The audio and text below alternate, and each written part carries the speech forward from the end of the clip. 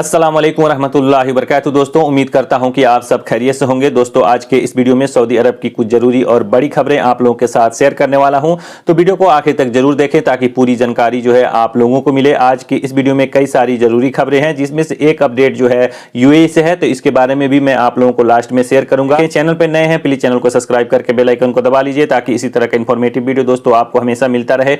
दोस्तों, सबसे पहला अपडेट है हज और उमरा मंत्रालय की तरफ से। हज और उमरा मंत्रालय ने पुष्टि की कि चालान का शुल्क भुगतान करने के बाद हज एस्कॉर्ट्स को जोड़ने की कोई सुविधा नहीं है।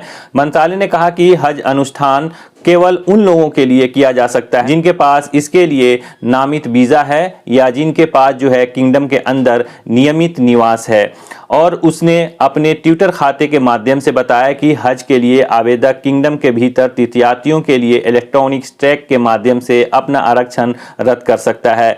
इसी के साथ दोस्तों अगली खबर है, खुफिया विभाग के प्रमुख ब्रिगेडियर अहमद अल जहरानी खमीस मुस्ती एक यातायात दुर्घटना में मारे गए। सबक वेबसाइट के मुताबिक जो है कार में उनके साथ उनकी बेटी भी थी, जिनकी मौके पर ही मौत हो गई। खमीस मुस्ती, आयुक्त खालिद बिन मुस्ती और सभी सरकारी संस्थानों ने परिवार के प्रति अपनी संवेदना व्यक्त की है। आयुक्त कार्यालय ने कहा कि ब्रिगेडियर अहमद अल जहरानी के निधन पर गहरा दुख और सदमा है। यह ध्यान दिया जाना चाहिए कि मृतक ब्रिगेडियर अपने बेटी के साथ एक कार में यात्रा कर रहे थे, जहां वह एक खतरनाक दुर्घटना का शिकार हो गए।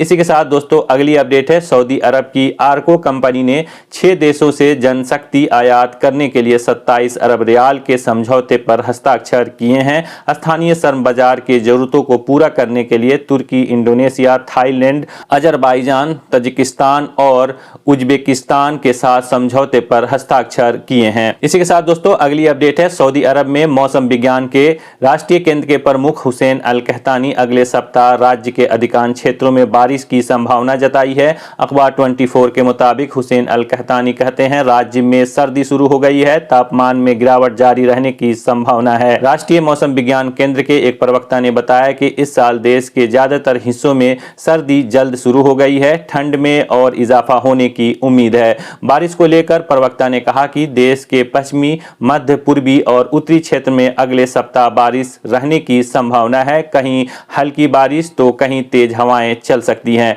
प्रवक्ता ने कहा कि राष्ट्रीय मौसम विज्ञान केंद्र बदलते मौसम की स्थिति पर नजर रखे हुआ है। इसी के साथ दोस्तों अगली अपडेट है, संयुक्त अरब अमीरात से। संयुक्त अरब अमीरात में ओवर स्टे करने वाले लोगों के लिए नियमों की लिस्ट जारी की गई है। विजिट वीजा पर यात्रा कर रहे व्यक्ति का वीजा अगर एक्सपायर हो जाता है तो जुर्माना देना होगा और साथ में एयरपोर्ट या लैंड बॉर्डर इमिग्रेशन ऑफिस से आउट पास या लीव परमिट लेनी होगी। इसके अलावा जो है यह परमिट अल अवीर इमिग्रेशन ऑफिस से भी लिया जा सकता है।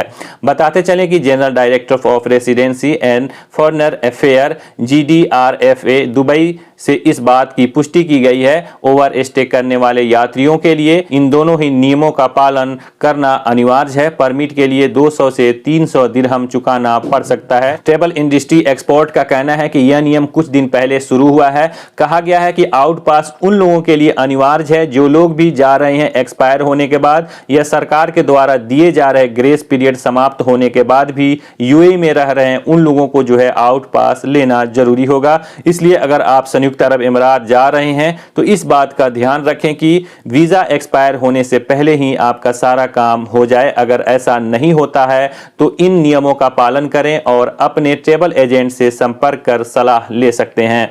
इसी के साथ दोस्तों अगली अपडेट है, संयुक्त अरब अमीरात में ministry of human resource and emiratisation MOHRE ने मंगलवार को काम के दौरान हादसा या नियोक्ता की जिम्मेदारियों को लेकर नए नियम जारी किए हैं। इसमें बताया गया है अगर किसी कंपनी में 50 या इससे अधिक कामगार काम करते हैं तो उन्हें कामगारों की सुरक्षा के लिए नियमों का पालन करना होगा। कहा गया है कि इन हादसों से बचने के लिए कुछ जरूरी नियमों का पालन करना होगा। एक सिस्टम बनाकर सभी कामगारों के हादसे आदि की डिटेल रखनी होगी। इसके अनुसार ही उसके सुरक्षा की व्यवस्था की जाएगी। इसके अलावा जो है उन सारे कामगारों की भी डिटेल होनी चाहिए जो कामगार की सुरक्षा के लिए भयानक साबित हो सकते हैं। अगर कामगार को किसी तरह की क्षति पहुंचती है तो नियोक्ता की जिम्मेदारी है कि वह कामगार के सारे खर्च उठाए और उसके इलाज की जिम्मेदारी उठाए।